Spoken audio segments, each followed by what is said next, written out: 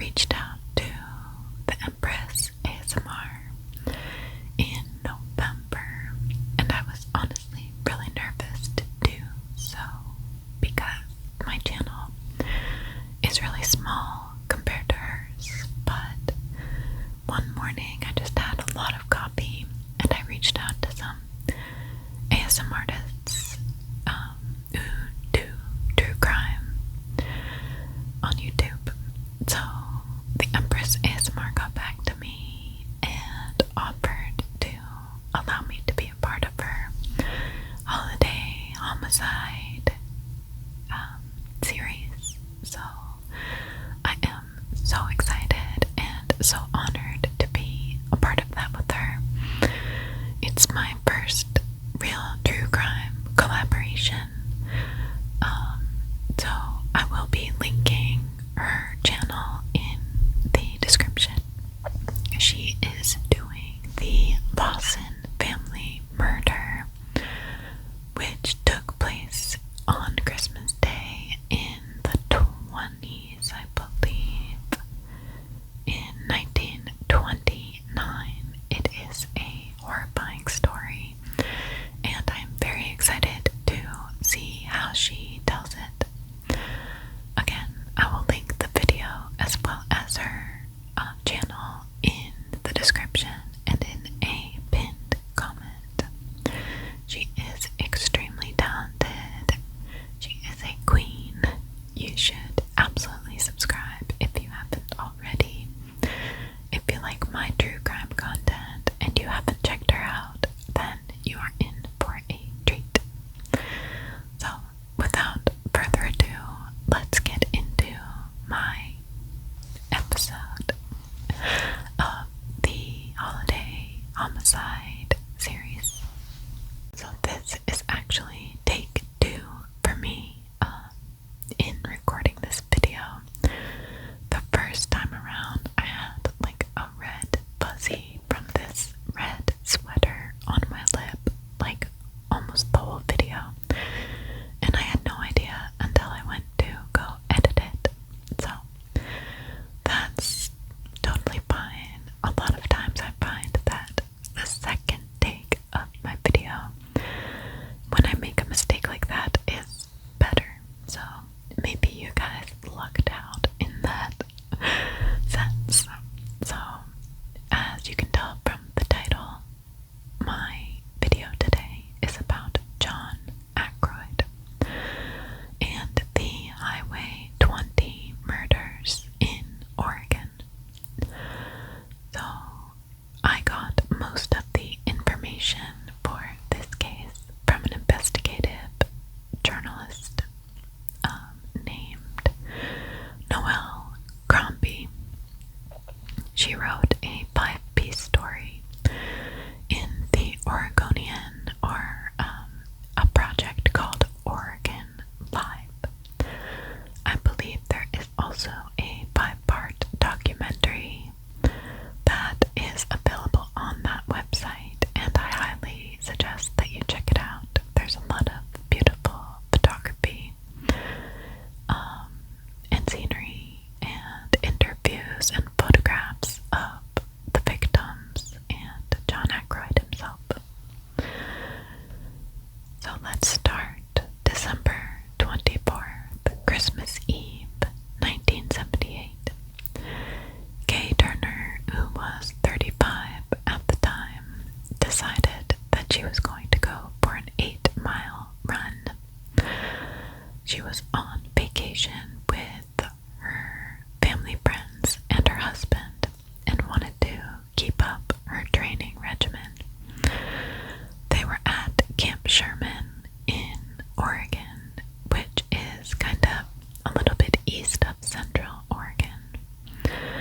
The website describes Camp Sherman as a collection of immaculate vintage cabins located under majestic ponderosa pines, right on the banks of the Metolius River. Kay and her husband, Noel, were from Eugene, Oregon, and Kay had worked as a manager at a local public health agency. She ran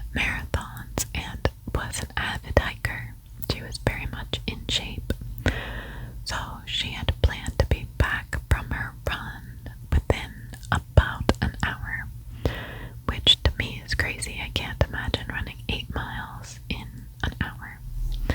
But she was very slender, very in shape, very fast. She was a natural runner. So when she did not return by 10 a.m., her husband knew something was wrong. So he ended up going out to search for her. Where they were was very rural, a lot of back roads. It was right along Highway 20, which is a 170-mile stretch of highway running east to west in Oregon. Noel called the police almost immediately after he realized he wasn't going to be able to find her. And the police didn't have many suspects, but they did interview a man named John Ackroyd, who a couple years prior had been involved with another violent act along Highway 20 involving a woman.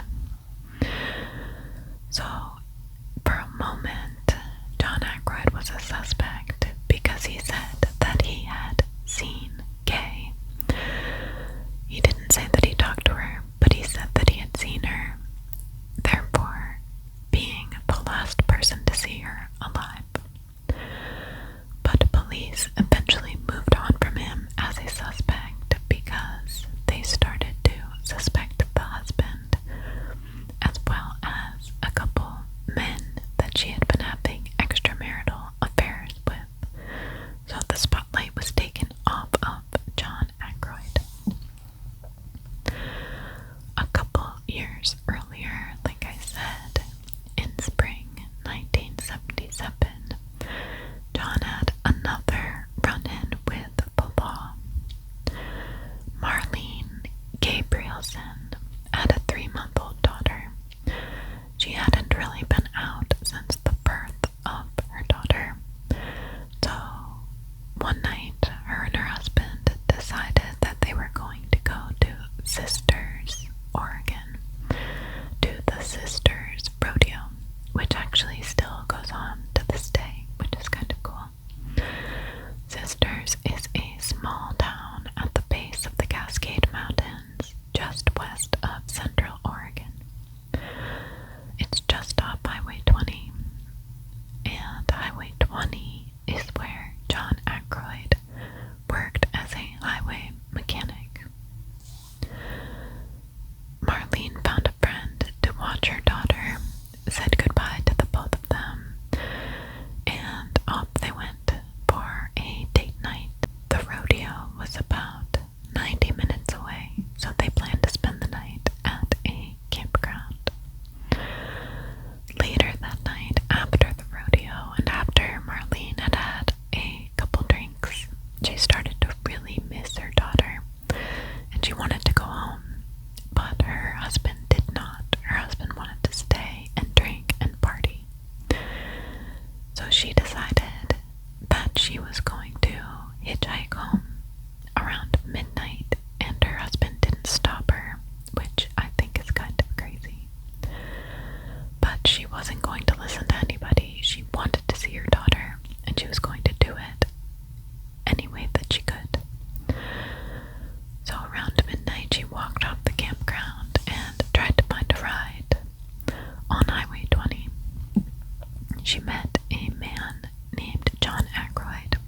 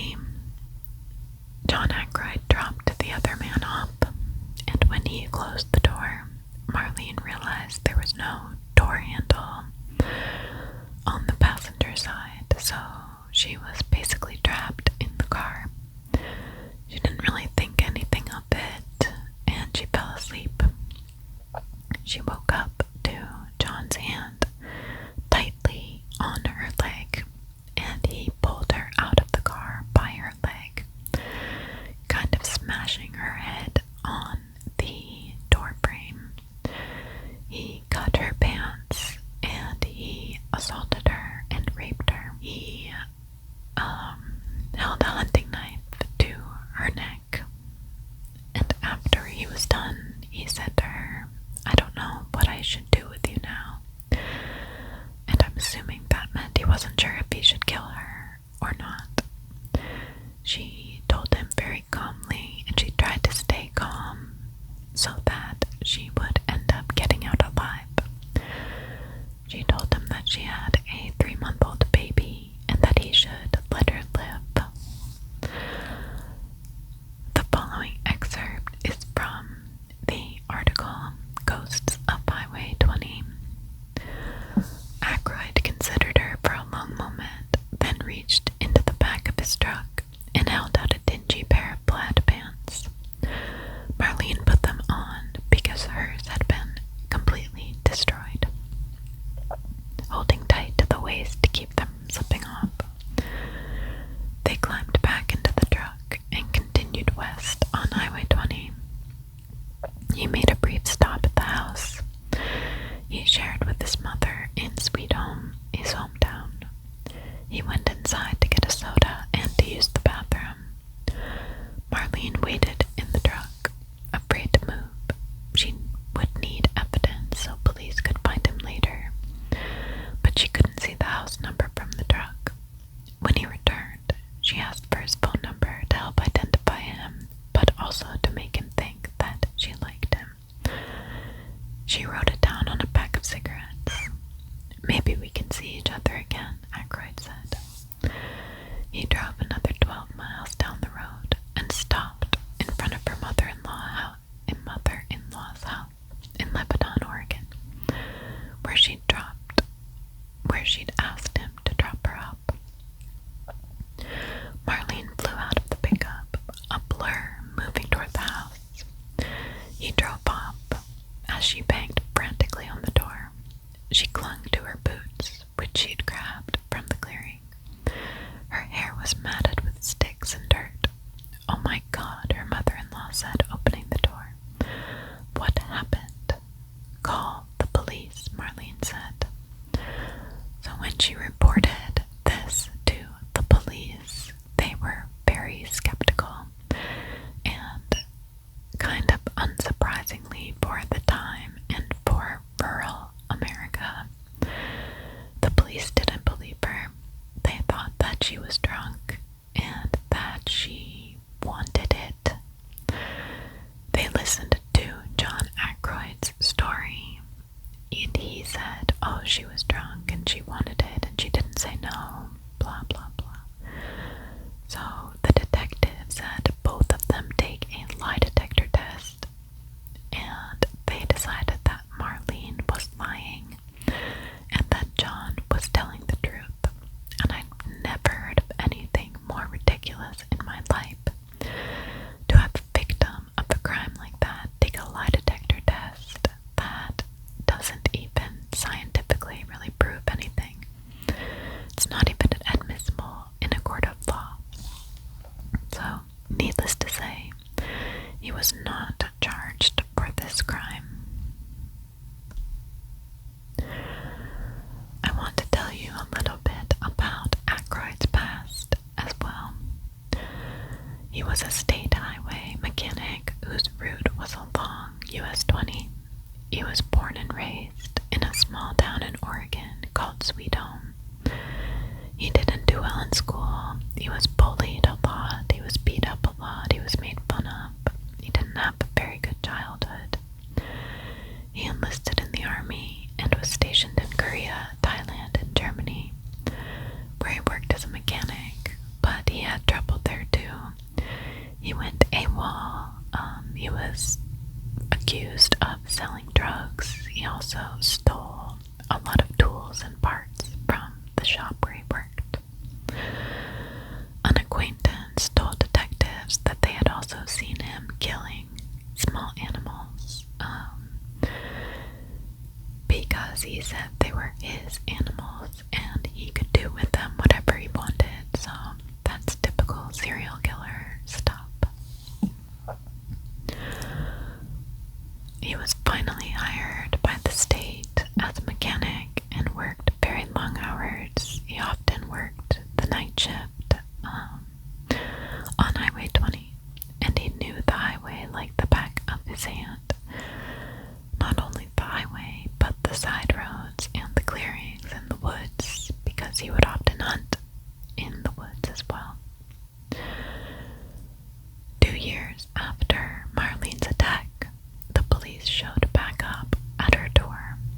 she was hoping that they finally wanted to charge John for what he had done. But they wanted to ask her about what happened to her because of the disappearance of Kay Turner and the association of John Ackroyd to that case as well. So back to Christmas of 1978. The day after Christmas 1978, experienced trackers who had joined the search made a disturbing discovery in a clearing near the area where Ackroyd saw Kay. The trackers noticed two sets of footprints preserved in the frozen ground. One resembled the waffle soles of Kay's Nikes. They mingled with another set that belonged to what appeared to be a large man. The markings indicated a scuffle. The larger person had dragged the smaller person away. Local police didn't put much stock in the accuracy of the trackers' findings, so the men were told to drop it. And that was from the article Ghosts of Highway 20. One day, in the summer of 1979, someone had found the remains of Kay, and that someone was John Ackroyd. He said he came across the remains while he was in the woods near Camp Sherman hunting rabbits. He went into the Camp Sherman store to tell the clerk, Christine Weston, who then called the police. The strange thing is that the remains that he found were not apparent. It wasn't apparent that they were human remains. Also, how would he know that they were Kay's remains? They were really just scraps of hair and clothing and things along those lines. Over the next week, investigators found more scraps of clothing, her shoe, her underwear, and eventually her watch, which read 9:27 a.m., December 24th. Despite trying to throw them off his trail by being the one to come forward with her remains, he became the prime suspect in the murder. And this was the story that he told police in interviews.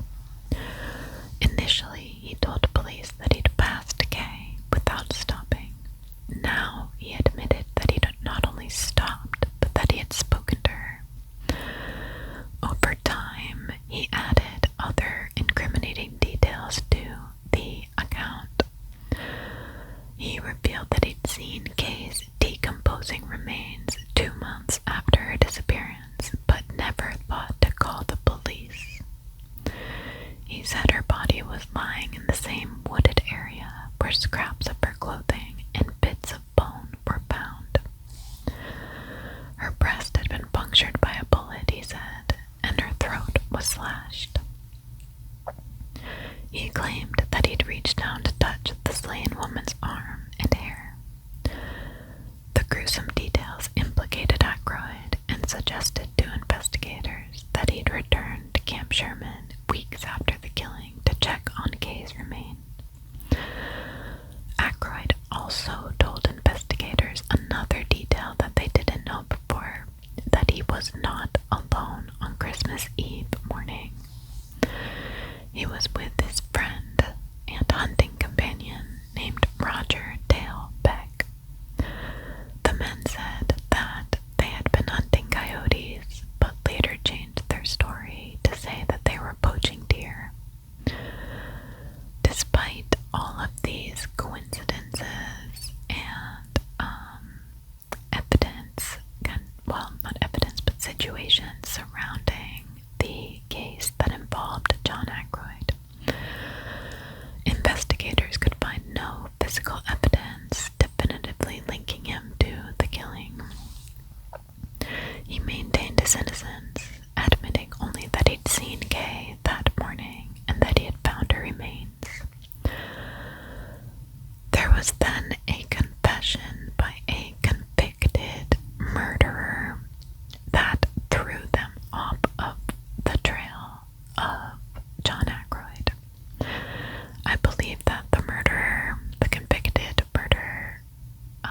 accepted responsibility for Kay's death to try to get parole, like less time in jail or something along those lines. The investigation stalled, and Ackroyd, the spotlight was taken off of Ackroyd. Flash forward about 10 or 11 years, and another girl has gone missing. She's 13 years old, and her name is Roshanda Pickle. Her stepfather is John Ackroyd. They all lived on a kind of compound, which I would assume would be kind of like a trailer park or something along those lines. And Roshanda had a brother, and they lived with her mother and John Ackroyd. John Ackroyd was not technically her mother Linda's husband, but they lived together and took care of the kids together. John was not a good stepfather by any means, as you can imagine. Roshanda would often come to school with unexplained bruises on her face and body. At one point, she was missing a patch of her hair. Her stepfather, John, was very abusive to both her and her brother. He would get angry very easily and beat them with a homemade paddle that he had in the house. So, one morning, I believe it was in July of 1990, John and Linda had both left the trailer or their home to go to work. They were not supposed to be back until later that night, but John Ackroyd ended up coming home early. Roshanda was not seen again after that. I also wanted to mention that she would often bring extra clothing to school to try to stay the night with friends, and she told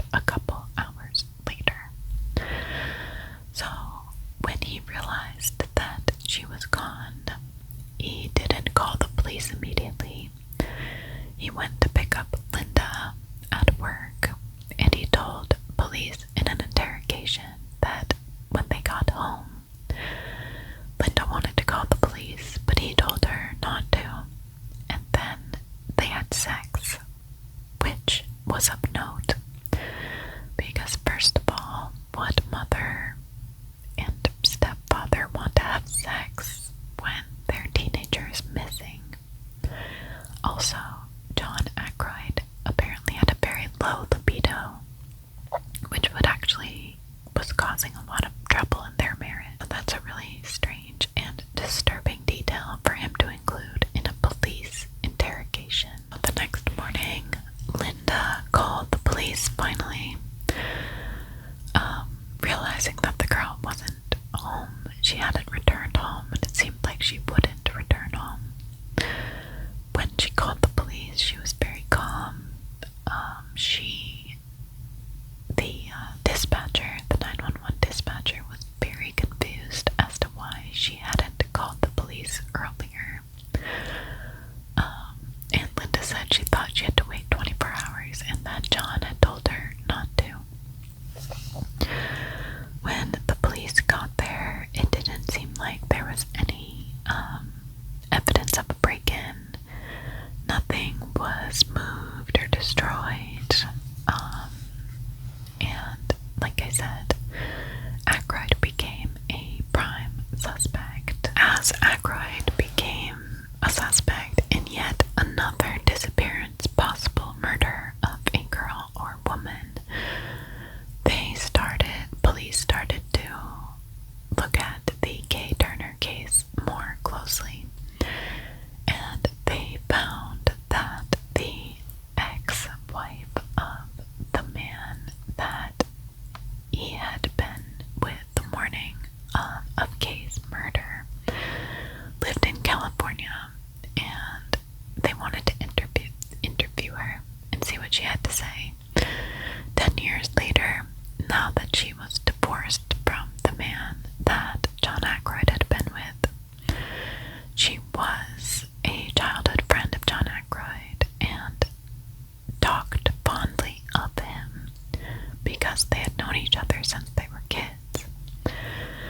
But she said that John and her then husband had told her to lie to the police about what they had been doing that day and where they were.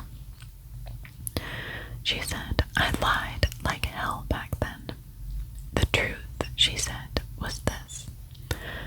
On Christmas Eve morning, Ackroyd showed up at the house.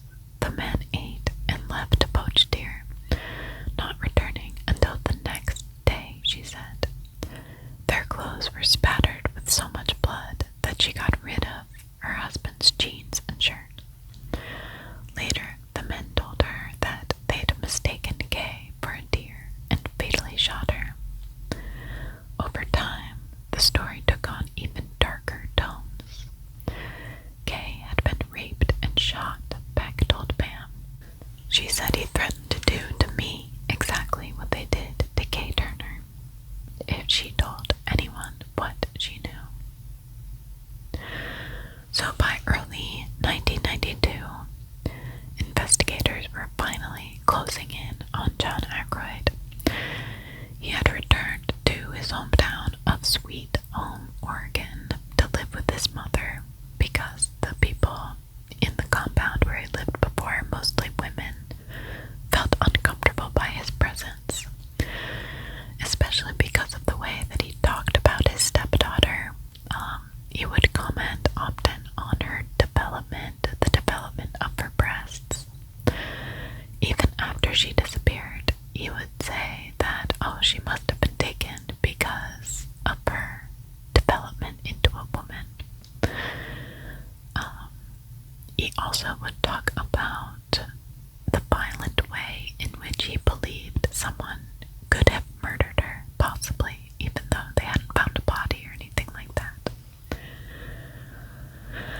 So, in 1992, again, he met two teenage girls named Melissa Sanders, who was 17, who was also from Sweet Home, and Sheila Swanson, who was 19 and from Lebanon, Oregon. These two girls were restless. They didn't have a lot of money because they were teenagers, of course. They didn't come from well-to-do families or anything like that. And they found that they spent a lot of time at a place called Sherry's in Lebanon. And it was kind of a place where teens and adults would go and hang out and drink coffee and I guess talk on CB radios. I didn't know that was a thing, but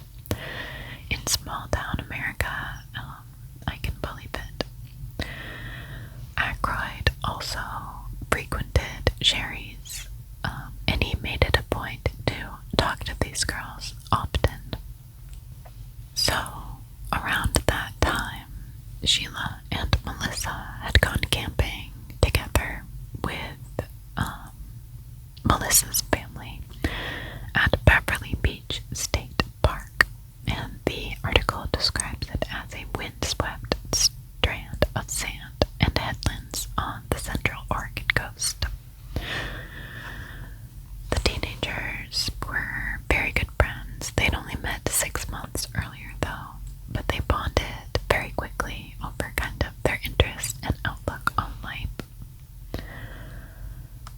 So the two of them decided that they wanted to see their boyfriends that night.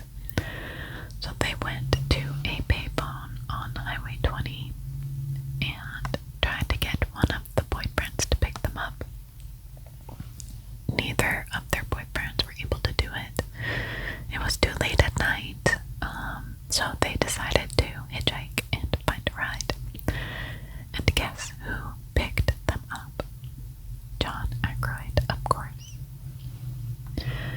This was right around the time that investigators were kind of hot on his trail, and he knew that he would be arrested within the next couple of weeks.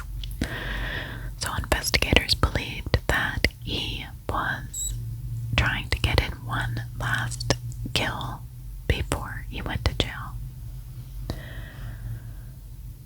Marvin Laurent was working the graveyard shift that night at a mechanic shop, a highway mechanic shop on Highway 20. And often John Ackroyd would leave his personal truck with Laurent, and Laurent noticed that his truck was there very late, so that was strange to him. Ackroyd ended up coming in with his highway mechanic truck very late in the early hours of the morning, and he was covered in dried blood. He told them that he had hit a deer and he needed to gut it, and that he threw the carcass in the woods. That story never made it to police, really, until it was too late. It stayed like gossip, workplace gossip. To me, if you see a man like that covered in blood in the middle of the night, then you should probably tell someone. Girls' bodies were eventually found. They had been dumped off the highway along Ackroyd's route from the coast to Sweet Home. They had been bound, and police found a used rivet next to Sheila's body. They suspected that the rivet had fallen out of the pocket of the murderer, and the rivet, or a rivet, is something that is used by mechanics very frequently. So of course, no physical evidence was linked to John Ackroyd, just like in all of the other cases, because it had taken so long for police to find bodies or to even interview Ackroyd. He became a prime suspect, but other suspects were thrown around as well. At one point, even Bobby Jack Fowler, a murderer who I did a video on for my Patreon, he murdered women all throughout northwestern Canada and the United States, and authorities thought that he might have killed the two girls because he was working around there at the time. But when I read this, it seems very clear that Ackroyd did it. So eventually, Ackroyd was arrested for Kay Turner's murder.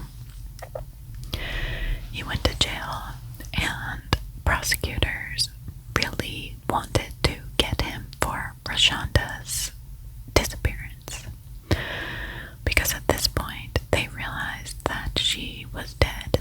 Enough time had passed to assume that she was dead. So John Ackroyd went to jail, and when he was up for parole soon, the prosecutors took the case of Roshanda to the court, and despite the fact that they had very little evidence, physical evidence, linking him to her disappearance,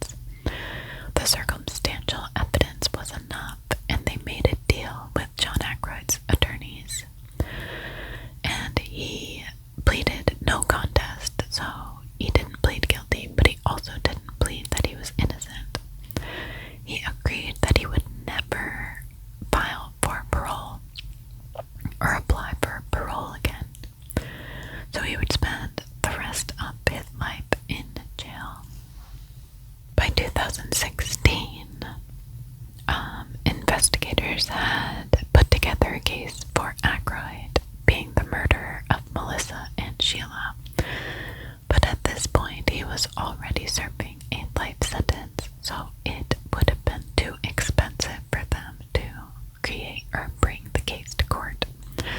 So they ended up closing the case with the assumption that John Ackroyd had killed them.